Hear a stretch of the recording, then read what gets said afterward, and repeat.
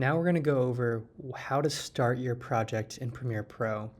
So we're getting to some pretty exciting stuff. So you open Premiere, you're going to go to New Project, and where this all starts is back to the server.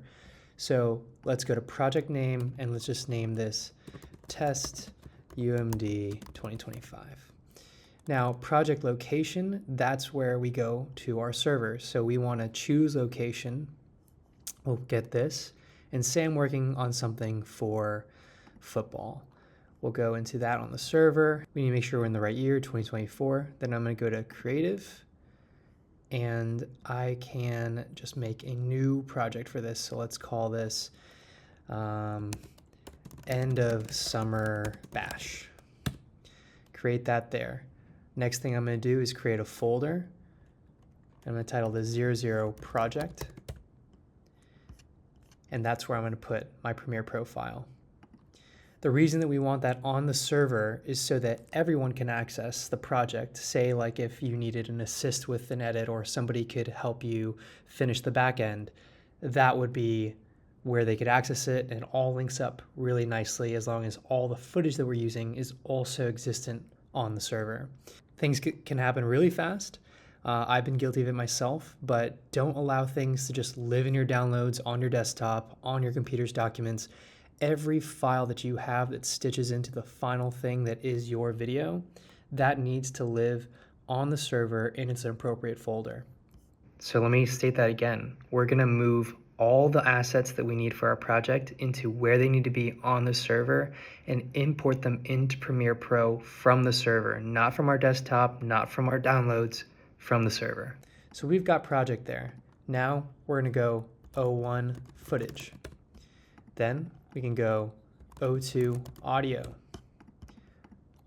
O3 graphics, O4 exports. This is my general starter kit for any project that I'm about to dive into. Project is where my Premiere profile lives. Footage is where all my footage will live. And depending on how robust your project is, you can create many more folders in here. For instance, I'm working on a project that spans over the course of a year now. So I'll do O1 winter, and then O2, O2 spring, summer, fall, etc.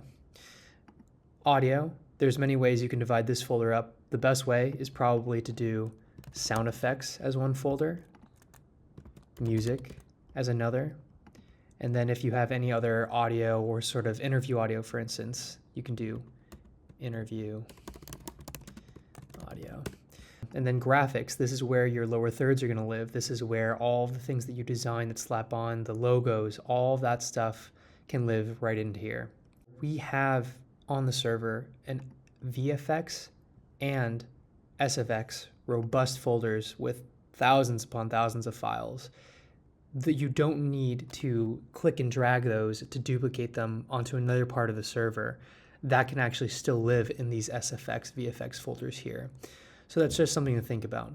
I would mostly use what I showed you here in audio for the sound effects that I download that are specific to my project that I haven't found that exist on our server, something that maybe I took off of YouTube, something that I took off of another site that I know lives specifically with my project.